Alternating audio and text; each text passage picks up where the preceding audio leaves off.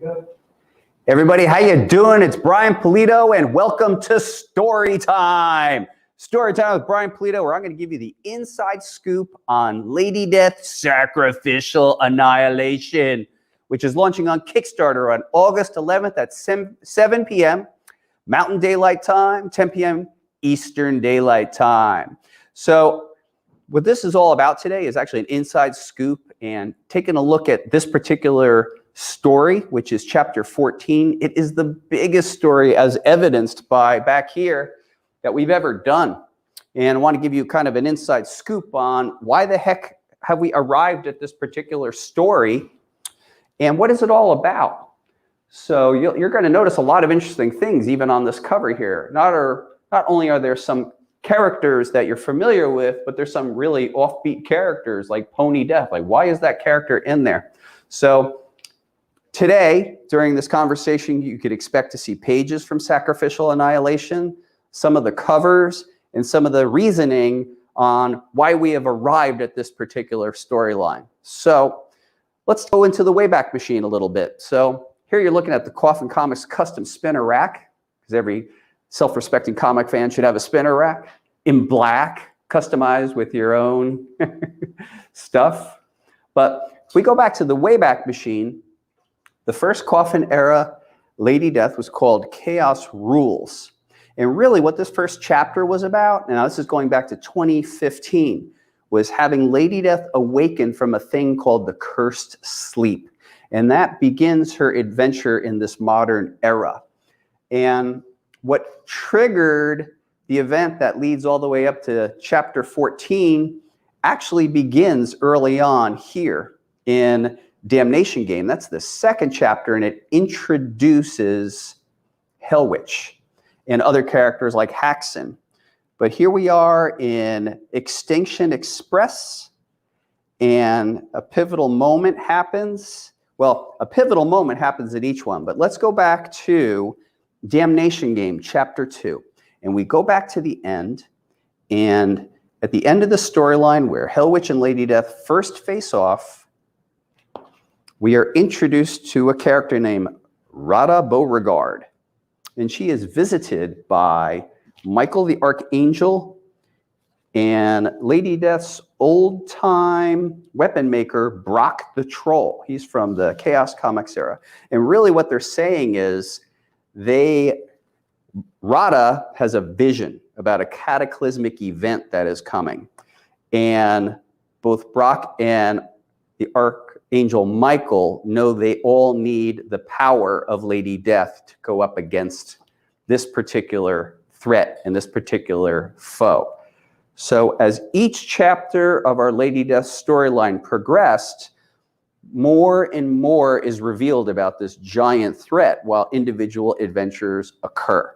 So by chapter 4 or 5, a bunch of characters decide they're going to go to hell. We call them the Hell Raiders, and they're going to try to get Lady Death to come back to Earth to help them against this impending extinction level event.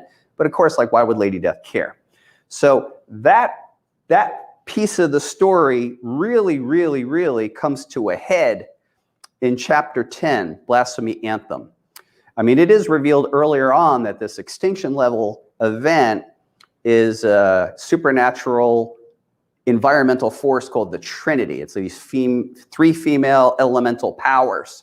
And our combined characters called the Sworn actually, and look at some of the pages, this is some early Diego Bernard stuff. Lady Death fights the Trinity. But these, I mean, individually, even Lady Death can't face up against these guys. The power is remarkable. However, if she comes together with some of these other characters, who we call the Sworn, they have a shot. So some of the characters we're seeing here is Tiva Steelheart. She is the acting leader of the Sworn. She is a shape-changing werewolf. Michael the Archangel, who had predicted this ever since the beginning. Wargoth of the Everkind. He is a near immortal who is charged with keeping the gods in check. Even brought Lady Satanas out of the woodwork because she was seeking revenge for her brother Thanatos. We have Zack and Zane Zander, Hellslinger Chaotica, Conjurer, all these characters. So they do combine to fight off this threat of the Trinity in chapter 10. And remarkably, through a lot of craziness, they actually do defeat the Trinity. However, the problem is the Trinity, as large of a threat as they were never the true threat. The Trinity were three supernatural forces that were doing gigantic, terrible, cataclysmic disasters around the world as a siren call to their mate. And their mate is a character named Insurrectus. And when Insurrectus finally answers the call, his brides are dead. And this leads Insurrectus into a mad conquest, all the way through malevolent decimation, treacherous infamy, and this year, most recently, in cataclysmic majesty. Now, if you're reading the books, you realize that Insurrectus is an unbelievable threat. So, Lady Death alone will not be able to face off against this character if you've read it. So we have to bring in some other characters to help. I mean, this is above Giza, Egypt, and this is this horrible place that Insurrectus lives in. Insurrectus and his mate Atrocity have brought forth their horrible, countless progeny, and monsters are spreading throughout the earth. And even at the end of our story, I mean, it's down to all hope is lost, which brings us to Sacrificial Annihilation. So I'm going to take a minute, step back a little bit, and kind of express to you guys, why the heck would I do a storyline like this? You know, Lady Death, through the years, this is my, well, let's see, I have written Lady Death since 1994, and we've taken this character on many different adventures, and she's operated inside many different genres. You know, most notably in the early era, she was operating inside a fantasy environment. In the 00s, when I was with a former publisher, we were actually truly in a dark fantasy environment. And yet, as I came to this particular era, I know that we're kind of hedging into that kind of superhero, anti-hero milieu. And I was very, very concerned about it, and I was wondering if people would accept it, but it's something that in my heart, and because of my own passions, I wanted to bring this character through this type of storyline because I just happen to love and adore this stuff, and I'm going to show you a little bit about that in a minute. But I thought this was a risk, and up until this point at least, you guys and gals have been very accepting of this particular direction, so I thank you. And chapter 14 really is the totality of this expression. So chapter 14 is the coffin verse and the infinity verse revealed in a way that we've never done before. It expands the storyline really remarkably. So what I wanted to do now, that's a little bit of the background and that's a little bit of the journey, but I want to really tell you why the heck am I enchanted with this kind of stuff and this perpetual universe building and character building. If you've kind of kept in touch with my stuff on and off, even as early as the 90s, you will note that I've always had this compulsion to keep expanding a universe. And where did that come from? Well, I am going to tell you where that came from. And it really started with a bunch of cups. So what you're looking at here are Marvel cups, Marvel Slurpee cups that were available at 7-Eleven in 1975. Now, I was a comic book collecting kid, and I was reading comics from Marvel and DC. Most notably, even then, I'm reading Captain America, Fantastic Four, Thor. And in Marvel, I really liked the weirder characters: Killraven, Deathlock, Werewolf by Night, Tomb of Dracula, Frankenstein, Satana, like anything weird that I could get my hands on. Over in DC, I was enjoying Commandy, the Demon, this kind of stuff. But the Marvel Slurpee cups were made up of 60 cups. And what you're seeing here is my backup collection. But what I really loved and adored about the cups, and what really fired my imagination, was the notion that there was this universe of characters that all operated inside of different genres, yet somehow they came together and they worked. So, and I think certainly the Marvel Cinematic Universe has done that magnificently. But really slow down and think about it. We have characters like Captain America and Spider-Man who are superheroes, and they are operating perfectly fine along with barbarian, supernatural fantasy characters, science fiction characters like the Vision, reimagine superheroes from the 40s, because let's be honest, the Human Torch and Submariner were arguably the most popular, among the most popular Golden Age characters. And although this is Johnny Storm from Fantastic Four, he really is a kind of a carefully gloved way to reintroduce that character, the Human Torch, to a more modern audience of the 60s. And then again with Marvel, now we're looking at Viking myths like Valkyrie or Thor. We're starting to look at the mutants with characters like Cyclops and supernatural characters like Ghost Rider. Again, magical characters like Klee. Phenomenally realized characters like Black Panther. And when, as a kid, I'm about 13 years old, when I took a look at that all together, it just sort of blew my mind, because it's usually up until then, you're kind of used to everything is in its own lane. Like there's just superheroes, there's just this, there's just that.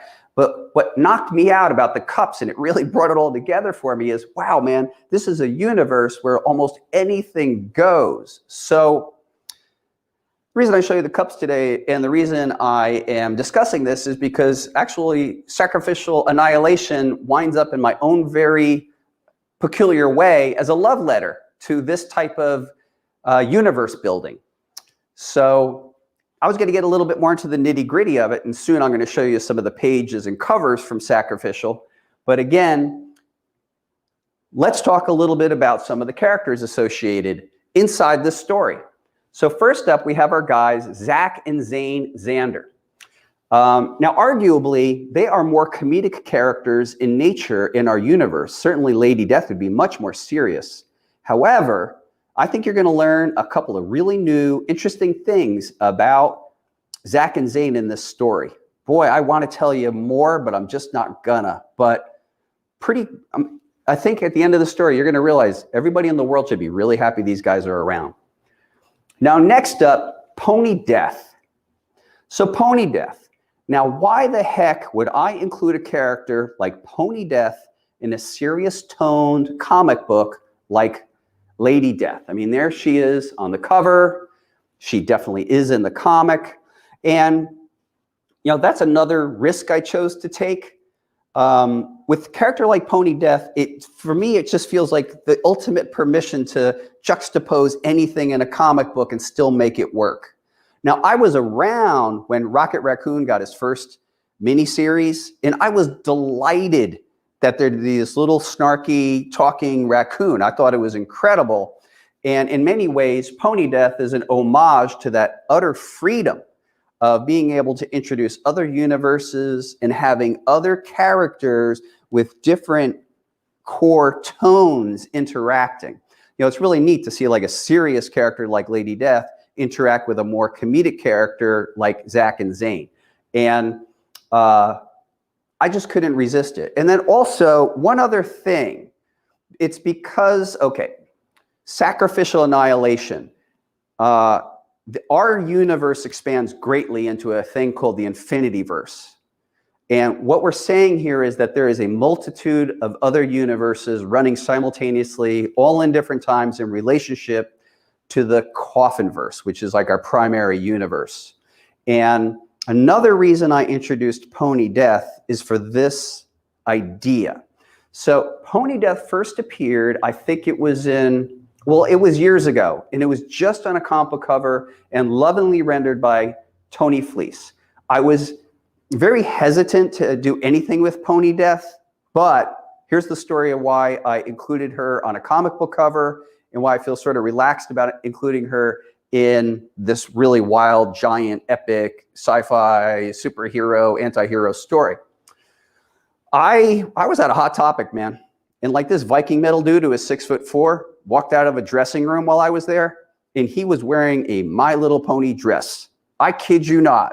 So I was like, okay, man, I'm doing this. And then upon doing a My Little Pony image, as I traveled to conventions throughout the first year with that image, I had the wildest experiences of people you would never expect purchasing My Little Pony or My Pony Death images for family members. I mean, I literally had an outlaw biker buy a dozen of them for all the little girls in his family. So I was just delighted that people had, it just loosened up about this stuff and were able to kind of have fun and play along. So that was the reason I introduced her. But here's another thing I want you to consider. Coffin Comics has a long history of doing all these interesting and elaborate covers where the character Lady Death is reimagined. We do homage covers, et cetera, et cetera. But many years ago, Richard Ortiz did a cover that I challenged him to do, which was called Prophecy. And I knew when he rendered that cover that I was going to write that story one day. And indeed, that prophecy image becomes a story in 2023. So I invite you to consider that in the Infinityverse, every single solitary cover you've ever seen us produce is real. Those are characters that exist. So this is also my way of saying, not only is this just a cover, but in another universe, this character exists and operates. So go back and take a look at all your covers and all the wild interpretations of Lady Death, and just imagine each one of them has a story. Because I can tell you that as I work and craft with the various talents, as soon as the work comes in, I'm just thinking. I mean, as a very small example, I just received a cover set in from Sun K. My challenge to Sun was Lady Death as the undisputed queen of goths throughout the world. And I got to tell you, she knocked it out of the park. This is for something for next year. And instantaneously, I imagined a story. So excuse my long explanation, but one of the many reasons I introduced Pony Death is to for all of us to enjoy just the fun and absurdity of comic books. Love seeing all the different tonalities of characters juxtaposed. She was formerly a cover character, but that cover was real and was in another universe. So that's Pony Death. We need more help. So we're going to have appearances by Devillock, Johnny Devlin, Mad Mike Morg. It gets a really, really nice scene or two in Sacrificial Annihilation. Now, Mike is backed up by his rat pal, Ratso, and I hope you enjoy what we're presenting with Mike, and both those characters are in development for future stories. And very major to this story is Lady Satanas, and also major to the story is Chaotica.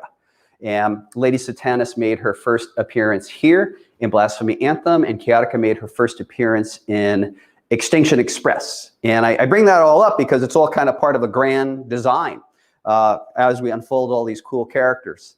So I'd mentioned to you earlier in the storytelling that there formerly was a group called the Trinity, these three female supernatural forces who were to be the brides of Insurrectus.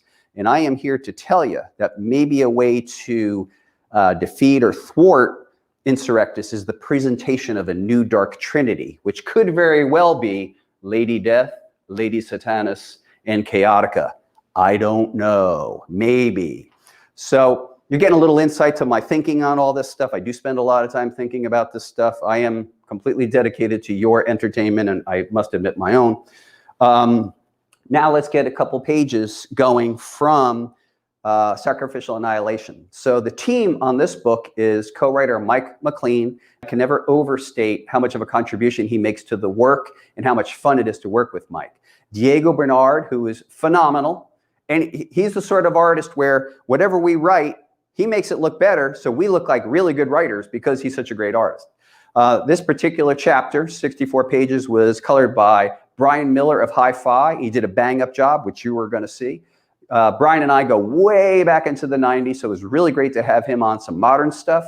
And it was lettered by veteran letterer Marshall Dillon.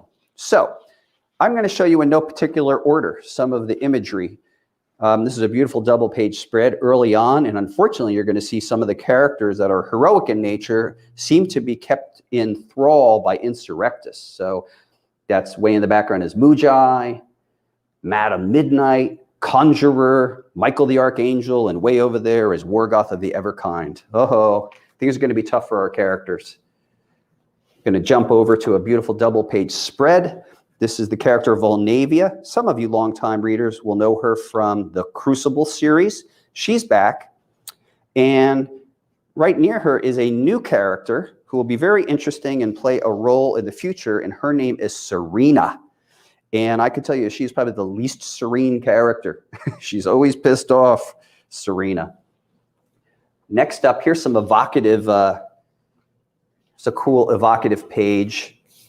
I like this one. This image, clearly, we are homaging that famous Andrew Wyeth painting, Christina's World. But this is definitely a dire moment in our story. There's Lady Death in her unintimidable way. See here. Here we finally get a little bit of an origin of Insurrectus, but I don't want to give too much away. Oh, there's some Mad Mike action. Good old Mad Mike. We love him already. I don't know about you guys. And man, we have plans for him. So, oh, here, okay, here, this is, I love, now for you longtime readers who are really paying attention, in Lady Death, Apocalyptic Abyss, which was chapter 7, the character Rada Beauregard actually stayed back in hell.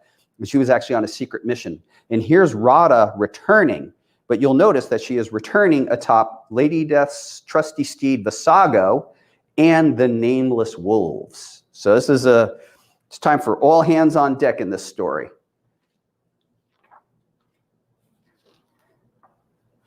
Of course, as I had mentioned before, Devilock returns. Look at the exquisite detail in that particular panel.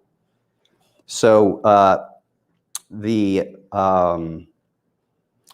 progeny are coming after all of our characters who have enhanced abilities, who appear to be guardians of humanity. Their intention is to take them all out. That way it just sort of softens up humanity for like the ultimate kill. But they're going to find a lot of opposition in most of our characters.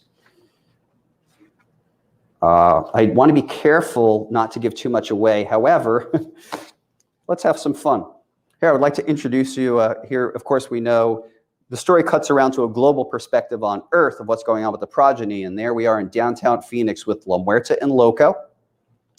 And here is the introduction of an actual outlaw superhero team called The Trust. So that is The Trust. And they're actually getting a spin-off book that you will hear about. We're actually going to do an official tie-in to Sacrificial Annihilation through the Coffin Comics shop on September 24th through Crucial Con. So this story will actually supplement this story. It got so big at 64 pages, we still had another 24 pages to tell. So the story of The Trust, the story of Lady Gunfighter, the story of Captain Scargrave, and the story of Captain Death will all be told in that book. But back to our regular scheduled page. I'd also like to bring to your attention our supernatural serial killer crew, the Slatonists. The Slatonists make their first appearance in this book, and you'll notice all kinds of supernatural serial killers in that particular panel. Even they have to rise up and fight the bad guys in this story. Let me thumb through and not get into too much trouble with too many reveals. Oh, there's just too much stuff. Yeah, I don't know. I do want to show you this particular page. Let me find, page 39. So feast your eyes on page 39. This is pretty cool. So Lady Death, there seems to be a merging between Lady Death's evil self and her quote unquote, I guess, classic self. And one of her abilities in her evil self is she's able to rise out through blood. And here she's rising out of Michael's blood in Giza, Egypt, flanked by Lady Satanas and flanked by Chaotica. And the three of them are presenting themselves to Insurrectus as their possible brides. Wild stuff. Look, at one point, everybody's going to like team up and get ready to get down and fight. And this is a fun image where Lady Death is commanding a great majority of the characters from the Coffin verse and beyond into the Infinity verse. Some characters you are familiar with, some you will not be familiar with, but showed this image as pencils a couple weeks ago, and now here it is colored, again, by Brian Miller. Did a bang-up job. Yeah, a whole bunch of characters. I mean, even here, this is medieval Lady Death, and there is Wolfram von Bach. Here are more of those characters from the Slatonists again. And let's see here, other kind of fun ones. Well, yeah, there is the aforementioned Pony Death and others. And the battle is on. There's our cast of characters versus the one and only Insurrectus. So if I tell you any more, I think I'm giving too much away. So let's consider that a preview of the interior pages. And if you'd like, I'd like to wrap up this fun story setting with showing you guys and gals some of the covers for this. And then maybe we'll take a moment, see if there's any questions or comments. So I'm going to show you some of the covers, and here we go. So this is the Premier Edition cover, and it's blank because some of the elements is going to be foil. So these images will actually, what you're seeing in pink will actually, is just a reference, and all that stuff at the top is going to be silver foil, our classic silver foil. This cover is by Diego Bernard, and it's colored by CC De La Cruz. Here is our cosplay cover, and the model is Tabitha Lyons, and the photographer is Paper Cube, and this will be a wrap-around cover. Just posted that today. People looked interested. Now, here is our homage cover by Stephen Butler and colored by CC De La Cruz and graphics by Dan Feldmeyer. Now, this is clearly an homage to Secret Wars. And I guess I neglected to mention up until now that Secret Wars and Crisis on Infinite Earths are another story that we are kind of paying respects and tribute to, those early giant crossovers that felt so impactful. And so all of our characters are in position of the Marvel characters, like that was Spider-Man, but now it's La Muerta, and et cetera, et cetera. Now we're going to do a connecting cover, and it's called the Deathocalypse Edition. And this thing is crazy, and this is kind of what it would look like when it's all cut and trimmed. What we're looking at today is a proof. So on the one side is the characters of the Sworn, on the other is the progeny. So there's Insurrectus, there's his mate Atrocity, and then all of the progeny around them. Next up, I think it's the first time you gals are seeing this. This is the Jeweled Edition, which will be by, that is just really cool. This is by Reek, and it'll be jeweled by Shannon G, Princess Jewel. This is the first cover of Reek for Coffin Comics, and I don't know what you guys think, but I think it's incredible. Next up, this is going to be the Mega Foil Edition, and this is by Jose Varese. So again, I am showing you the reference of where the foil is going to go, and we're going to let the foil color be a surprise. But this is essentially Lady Death, Lady Satanas, and Chaotica, and they're shown together as the new Trinity. This is our hardcover, and this is by Paolo Pantalena, returning champion, frequent contributor, and Chuck Michael Obach. And here is our Naughty Edition by Eric Basaluda. It is a remarkable image and is colored by Sanju Nivenjun. And we are happy to have Eric back in the fold, and he is contributing more. We have a first-time contributor for one of our upper tier covers, and this is Michael Golden. Michael Golden of Micronauts fame, G.I. Joe, Marvel Fanfare, and he is colored by Juan Fernandez. Michael Golden.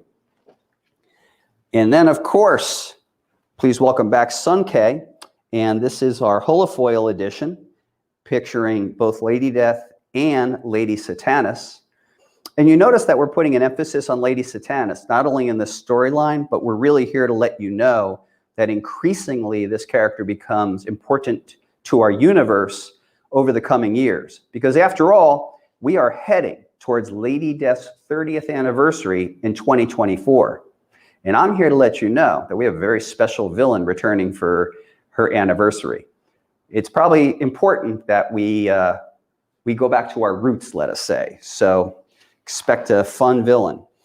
Now, Dan Mendoza is a frequent contributor and does a great job. And check out this Dark Trinity connecting cover set. Of course, you're going to have to imagine them all connecting. But again, here we have our main characters, Lady Death, Lady Satanas, Chaotica, and then up here, Lady Gunfighter. And then hidden in the corner is Captain Scargrave, Intergalactic Space Pirate. I am so happy that we have Sia Ohm contributing. She did this piece. Sia and I connected over a mutual friend, a guy named David Balance, introduced us. And it turned out that we had a lot in common. Particularly, we both enjoy post-apocalyptic films. So we all went out to dinner one time at Emerald City Comic-Con, you know, myself, Francisca, David, and Sia. And it was great because we were at a brewery that was formerly a funeral home, really cool, called the Pine Box. But we just got to connect over the myriad end-of-the-world movies and post-apocalyptic stories. So when it was time for her to do a cover, the challenge was post-apocalyptic Lady Death, and hence the name, Apocalyptic Edition. And then here is the previously mentioned image, but now as a upper tier naughty book, limited to 166 by Sun K. And then here's a first look at Jesse Witchman's metallic jeweled edition covered by Tavon. Now, Jesse Witchman is really just a remarkable talent, right? You know, it's interesting. I'll work with a lot of artists and people want a lot of feedback or a lot of themes, and I'm down with that. But Witchman is great. You just cut him loose and he's just going to come up with something. So big up to Jesse for doing that. Jesse certainly came up with a lot of great designs, including the character Hana, who we actually have in our stories. And that design was completely Jesse. And we love that character too. And she does play a big role in 2022. So, you know, folks, that is a little bit of a look into the insight of Lady Death's Sacrificial Annihilation and the thought process behind why the heck are we making these comics? Like, where is it coming from? And, you know, I guess for outsiders, they may look at it and I guess all they're seeing is boobs and blood and madness. But I wanted to give you an insight of where I'm coming from on all this stuff and, you know, what I care about. So please be there. Lady Death's Sacrificial Annihilation kicks off and launches on Kickstarter August 11th at 7 p.m. Mountain Daylight Time, 10 p.m. Pacific Daylight Time. And I cordially invite you to be there. Now, I will let you know that in the next coming week, I think next Friday, we're going to do a full-blown preview of every single solitary element of this gigantic campaign. And I cordially invite you back to check it out. And not long thereafter, or maybe even before, we're going to send out the substantial PDF preview so that you guys can make an informed decision on if there's anything in there that you like. And look, Coffin Comics, we just thank you because we know there's a ton of choice out there and we're competing with everybody. You know, the crowdfunding space is crowded. All forms of entertainment are coming out at you. And the idea that you would put your hard-earned funds into anything that we do is gratifying and humbling. So we appreciate you in advance for your consideration. So in conclusion, what I'd like to say is you've been great. I've been Brian Pulido, and this has been Story Time about Lady Death's Sacrificial Annihilation.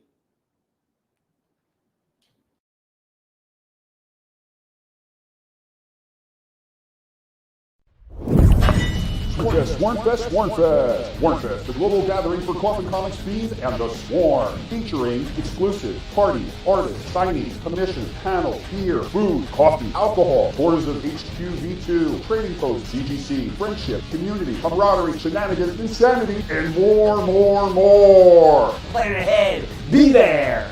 Tickets and details on sale now at coffincomics.net/Swarmfest. Presented by Coffin Comics. Swarmfest. February 25th through 27th, 2022. Mesa, Arizona, USA. Swarm.